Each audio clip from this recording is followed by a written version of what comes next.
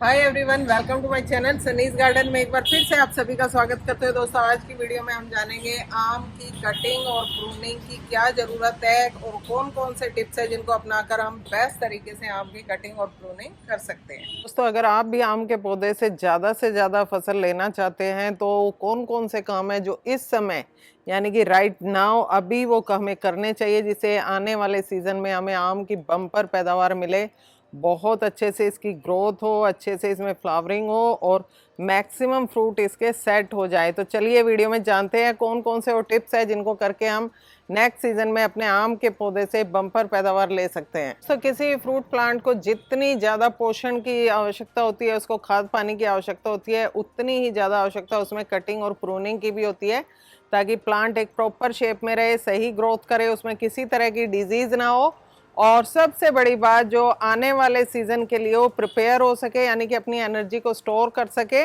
और उस एनर्जी को वो फ्रूट प्रोडक्शन में लगाए। तो चलिए जानते हैं किस तरीके से हम इस कटिंग को करते हैं, कितनी टाइप्स की कटिंग होती है और राइट नाउ कहाँ से, यानी कि किस पॉइंट से कटिंग करने से हमें मैक्सिमम बेनिफिट मिल सकता है। ये कटिंग जो होती है 4 टाइप की होती है। इसमें सबसे पहले होता है थिनिंग, यानी कि बहुत ज़्यादा घना अगर प्लांट आपका हो रहा है तो उसकी थिनिंग कर दीजिए, उसको हल्का कर दिए। दूसरा होता है टॉपिंग, यानी कि प्लांट को एक प्रॉपर हाइट देने के बाद उसका टॉप की जो ब्रांच है बिल्कुल टॉप में से उसको कट कर दीजिए ताकि प्लांट बहुत ज़्यादा ग्रोथ ना करे और एक मिनिमम यानी कि आइडियल साइज में ही वो बढ़े और वहीं पर उसकी फ्रूटिंग हो। तीसरे नंबर पे बारी आती है राइजिंग की। तो दोस्तों, जब भी जहाँ से भी नई स्प्राउटिंग होती है तो वहाँ पे राइजिंग ब्रांच यानी कि ऊपर की ओर बढ़ती हुई ब्रांच को हमें सेलेक्ट करना चाहिए और जो ब्रांच दाएं बाएं या एक दूसरे को क्रॉस कर रही है उनको कट कर देना चाहिए। और 4 टाइप की है जो रिड्यूसिंग, यानी कि नीचे की तरफ जो ब्रांच लटक रही है वो प्लांट पे एक्स्ट्रा लोड डालती है और नीचे अगर वो ज़मीन से टच होती है लोड बढ़ने के कारण तो फिर वो बीमारियों को भी अट्रैक्ट करती है, यानी कि मिट्टी से सटने के बाद उनमें तरह तरह की बीमारियां भी प्लांट में लग जाती है, तो उसको हमें ज़रूर रिड्यूस करना चाहिए।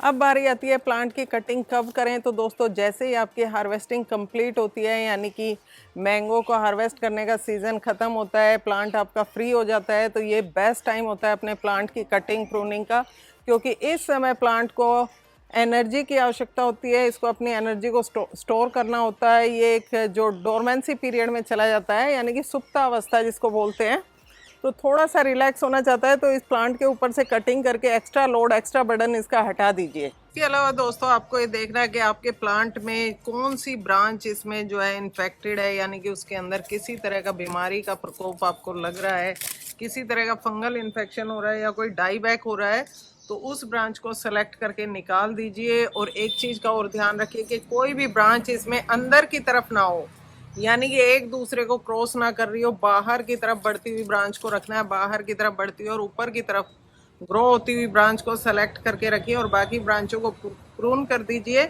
और उसके बाद दोस्तों, जो कटिंग वेस्ट जो हमारा निकलता है उसको अगर आप होम गार्डन में कर रहे हैं अपनी गार्डनिंग तो इसको अपने कंपोस्ट बिन में डालिए। और अगर आपका ओपन एरिया में ये प्लांट लगा हुआ है मैंगो का तो इसके आसपास इस सारी कटिंग को डाल दीजिए ताकि इसको इसे जो डिकम्पोज अगर प्लांट को हमारे खाद भी मिल जाएगा और दूसरा इसके आसपास कोई खरपतवार भी पैदा नहीं होगी। अभी मैं कटिंग करके आपको नहीं दिखा रही हूँ क्योंकि मैं 1 से 2 दिन के अंदर ही इसके अंदर से मुझे ग्राफ्टिंग के लिए कलम चाहिए, यानी कि ग्राफ्ट मुझे करना है। कुछ बीज से उगाए हुए मेरे मैंगो के प्लांट हैं, उनके अंदर ग्राफ्टिंग करूंगी तब मैं इनको यूज़ करूंगी।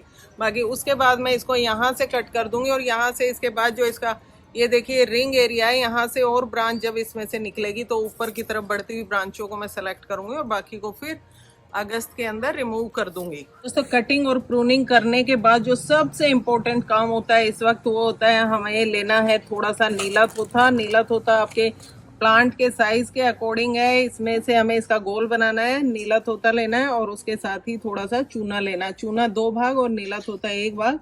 इसको आप डाइल्यूट कीजिए, यानी कि इसको भिगो कर रख दीजिए कम से कम 1 से 2 दिन, क्योंकि चूने की तासीर गर्म होती है, ये ठंडा हो जाएगा तब इसको हम कहते हैं बुझा हुआ चूना। तो ये ठंडा होने के बाद इसके साथ मिक्स होकर नीले तोते और चूने का घोल बन जाएगा। देखिए यहाँ मैंने बना रखा है, इसको मैंने मिट्टी के बर्तन के अंदर बनाया है, तो कोशिश कीजिए आप मिट्टी के अंदर ही इसको बनाएं। और देखिए इस तरीके से डाइल्यूट होने के बाद अब हम इसका लेप करेंगे, जहाँ जहाँ से भी हमने कटिंग किया है उस कट वाले पोर्शन के ऊपर इसका लेप लगाएंगे ताकि उसमें किसी भी तरह का फंगल इन्फेक्शन ना हो सके। तो दोस्तों यहाँ देख सकते हो आप, हमने घोल बनकर हमारा तैयार हो गया और इस तरीके से हम अपने प्लांट के जो तना है, तने को भी पूरा इससे कवर कर देंगे। यानी किसी ब्रश या कपड़े की सहायता से तने के चारों तरफ इस घोल को लगा दीजिए। अभी बरसात का सीजन आने वाला है तो उस वक्त इसको कवर करना, यानी कि फंगल इन्फेक्शन और बीमारियों से बचाने के लिए सबसे बेस्ट मेथड है ये।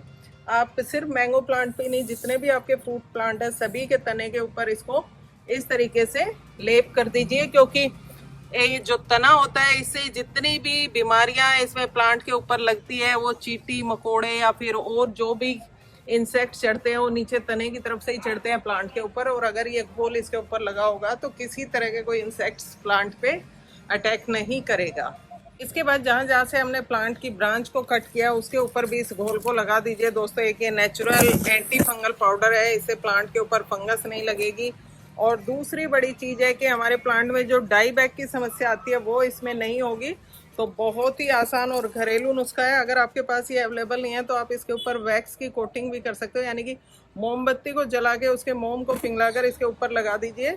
तो दोस्तों यहाँ आपने देखा किस तरीके से हमने अपने आम के पेड़ की कटिंग की और कैसे उससे बेस्ट रिजल्ट हम ले सकते हैं, किस तरीके से उसकी फंगल इन्फेक्शन से और डिजीज से बचाव कर सकते हैं, कैसे उसके ऊपर नीले तोते और चूने का लेप लगाकर हम अपने प्लांट को डिजीज फ्री रख सकते हैं। अगर वीडियो पसंद आई तो लाइक शेयर जरूर करें, और हाँ, अगर कोई क्वेश्चन या क्वेरी आपके मन में है तो कमेंट्स करके बताएं। Thank you.